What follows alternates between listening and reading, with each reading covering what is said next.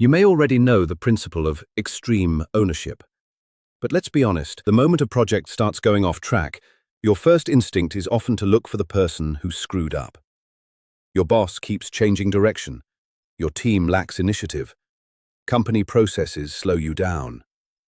All of that may be true, but every time you use those facts as an excuse, you put the keys to your success in someone else's pocket.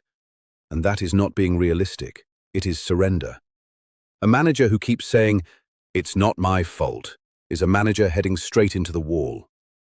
Today, we're putting you back in the driver's seat. In this video, I'll show you how to take control of a situation even when you did not cause the problem, without blaming yourself and without carrying everything on your shoulders. You'll also be able to download the Identify Your Locus of Control worksheet to find out whether you are a manager who reacts to events or a leader who takes action. On the ground, there are only two categories of managers: those who endure the weather and those who steer the ship. Passenger managers spend their time commenting on what goes wrong. For them, the problem is always somewhere else. The team is not motivated. The clients are difficult. My boss keeps changing his mind. They constantly ask why this is happening to them, but never what they can do to prevent it. They operate from what psychologists call an external locus of control. They believe their results depend mainly on other people. They are always looking for someone to blame, and yes, it is comfortable for the ego to say, "It is not my fault." But the cost is high, because if you are not responsible for the problem, you have no power over the solution.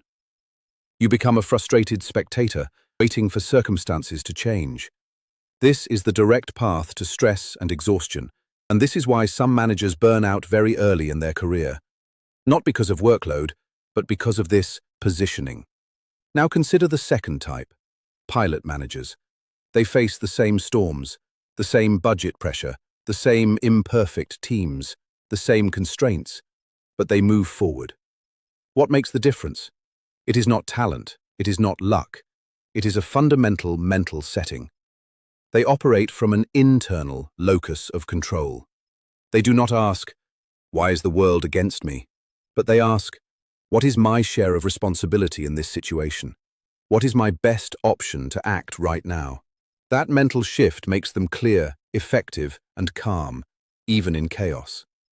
Today, we adjust your compass to pilot. Because until this mental lock is broken, no management technique will truly work. You will continue to endure your role instead of commanding it. A military example. If a unit is waiting for artillery support that does not arrive, the captain does not complain and blame the artillery. He maneuvers. He finds another solution. Otherwise, the mission fails. So as long as you look for culprits, you are not looking for solutions. You are managing hope, not a mission. Let me ask you a direct question. When a project goes off track, what is your first reaction? You ask, "Who made the mistake?" Or you ask, "What could I have done differently?" Because this is where everything is decided. I give you a concrete example. A manager arrives angry. He was waiting for a file from the design department, but they did not deliver it on time. And so, the project failed. Here, his passenger reaction. "It is design's fault. I sent reminder emails. They did nothing. I am a victim of their incompetence. I will look unprofessional because of them." Yes, of course he sent emails. He set reminders. He waited. He hoped. But he did not secure the outcome. Now, let us analyze this through the lens of a chief. Did he verify they truly understood the urgency? No. When they did not answer the day before the deadline, did he go and obtain a clear verbal commitment? No. Did he prepare a plan B, a freelancer, a simplified version, in case of failure? No. Finally, by remaining a passenger, he placed the keys of his success in someone else's hands. When you are facing a problem, you have 2 seconds to choose: excuses or leverage. On one side, you endure. On the other, you act. So, how do you change this?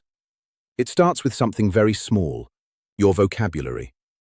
Listen carefully to your own thoughts during a difficult day. You will hear the same pattern. They don't understand. They made this decision. It's because of them. Your brain does this to protect you. Because blame feels safe. Blame removes responsibility, but it also removes power. So, starting today, you make one brutal shift. You replace they by I. Not to blame yourself, but to regain control. They do not understand my instructions. Becomes, I was not clear. I must communicate differently. Because of them, I am late. Becomes, I did not secure the deadline. We do not have the resources. Becomes, I must find another lever. Do you see what just happened? The moment you say they, you freeze. The moment you say I, an action appears. I clarify. I decide. I lock it down. That is leadership. An internal locus of control is not about guilt. It is about identifying the micro zone of action that still belongs to you, even inside chaos, because there is always a zone. And that zone is where leaders operate. Now, it is time for action. No theory, but practice. For the next 10 minutes, take your biggest current problem and draw 2 columns. Left column, everything that does not depend on you. Right column, everything that does depend on you. Your communication, your organization, your behavior. Then act on the right column. Regain initiative and observe what happens internally. Frustration decreases. Energy returns. Clarity increases. This is the return of your power. To anchor this discipline, download the PDF Identifying My Locus of Control. Take the assessment.